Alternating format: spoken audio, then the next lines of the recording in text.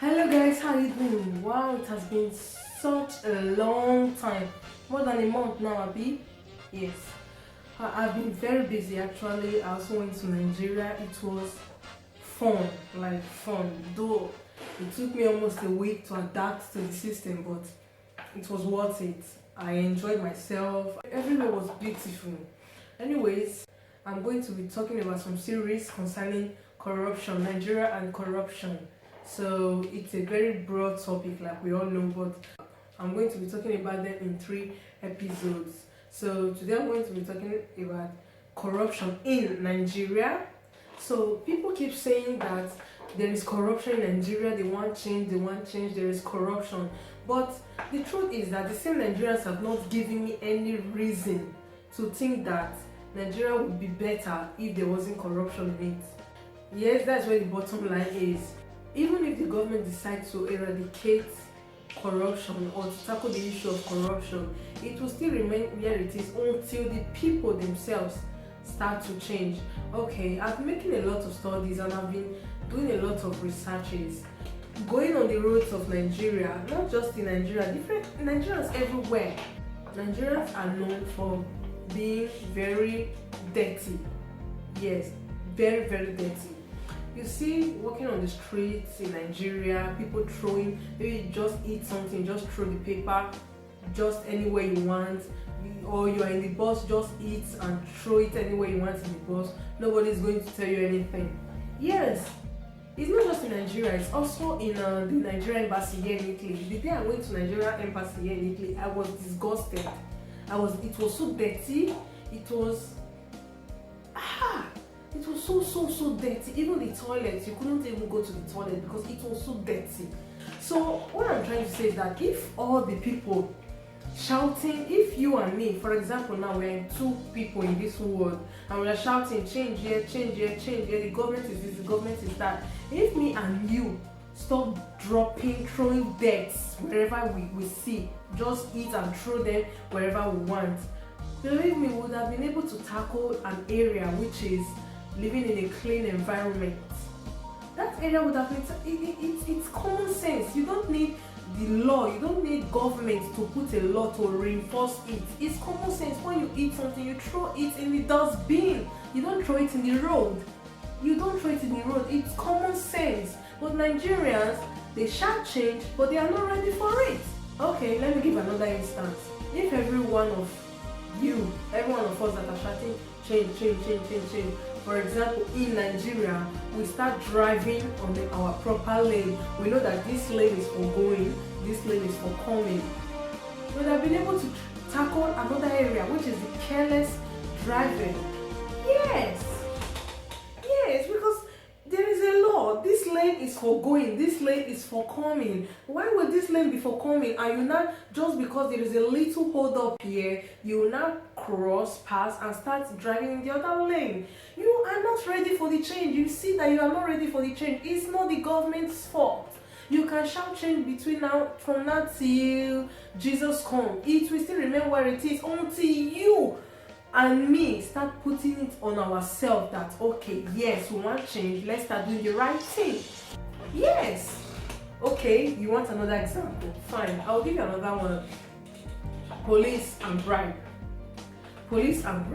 If police should start taking it upon themselves and tell themselves that no, we don't want to collect bribes anymore and we don't want to accept bribes anymore, believe me, do you think Nigeria will still be where it is now? If police take it upon themselves and make sure that every one of Nigerian citizens obeys the law, abides to it, do you think Nigeria will still be where it is now? Do you think? No, but they simply just accept bribes.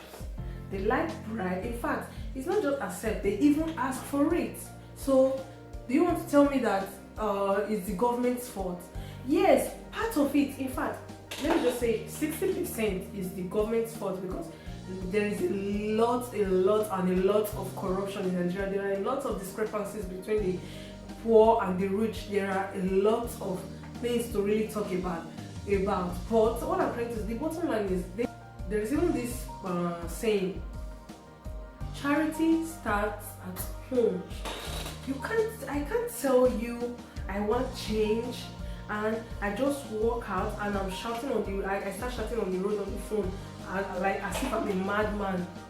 Like, you need to train yourself, and it's like a generational thing, you understand? Because your children, the way you are living now, these little things make the change. These little things make the change. What you are doing now, your children are looking up to you. I remember when I was growing up. So my mom used to tell me that it's not good for kids to chew chewing gum. You understand? And she was always like, once in a while she would chew it. And there was a day I boldly asked her. I was like, I think I was 3 or 4 years old. I was like, hey, but you say that you see mom not chew chewing gum, but you dey chew now. You see, as little as chewing gum, children are saying it. You understand? As little as just you throwing because tomorrow the child will grow up and still get used to throwing dirt wherever he or she wants. Yes, as in our children and our children's children deserve to live in a clean environment, in a safe environment, in a good environment. But it takes me and you to make it. It takes you to start it. You don't have to stop, pray for the government, stop complaining that Nigeria is bad. You start your own change. Start it. Little things makes the difference. Little things makes the difference. Change don't come just like that. Yes, the government is bad, but what are you doing to what is your contribution to it? What is your contribution to it? Yeah, so stop shouting change when you are not ready for it anyways. Stop shouting change. You don't want change. You don't want it. Like when I was in Nigeria, I was like, I was just seeing people throwing dirt wherever they want, and I would eat and put the dirt in my bag. Because so I grew up in Italy, and I grew up with the common sense that throwing dirt around is bad. You understand? So because of that self-consciousness, I wasn't able to do that. So seeing them throwing dirt wherever they want, it was like, oh my days. I was like, what is this? You understand? So maybe tomorrow now, for example, if I give birth to a child and my child sees that I don't throw dirt wherever I want, he will also grow up learning how to throw dirt wherever he wants. It's a generational thing, so start it. Then I'm talking about, I just made these 3 examples, but there are a lot of examples that could be made. You understand? It's like a spirit, it's like a DNA in all Nigerians. Because now I always use Nigerians in my videos because I am Nigerian, and it pains me when I see things like this, and I want us to grow. If I don't tell you if I don't tell you the facts of life, how will you know? So I am Nigerian and I want us to grow. It's like a spirit, it's like a DNA that is inside us. Yes, I used to misbehave. I used to I will talk about Nigerians here in Italy next time. But for now, I'm just saying that I have friends in America, I have friends in UK, I have friends in South Africa, I have friends all over, and they keep complaining about the same thing, the same behavior of Nigerians. It's sad. It's like a spirit. Wouldn't you like to wake up one morning and be like, oh yes, I'm breathing fresh air? It doesn't take the government. In fact, yes, the government should do something about it. They should also work on their own. But it takes common sense to tell you that this one is plastic. You don't have to throw it here. You don't have to throw this one here. You have to throw it here. This one is paper. You don't have to throw it here. You have to throw it here. You have to recycle. If you start this, I'm telling you, if at least 5 of you start this, 5 of you that are watching this video start this, other people will be watching you. They will still start it. Other people will be watching them. They will still start it, and so it will start transferring. And like that, you'll be able to tackle a very, very little but great area, which is orderliness. So please wake up. I'll leave you with just a question. You want change, but are you ready for it? That'll be all for today. This is Omonomose.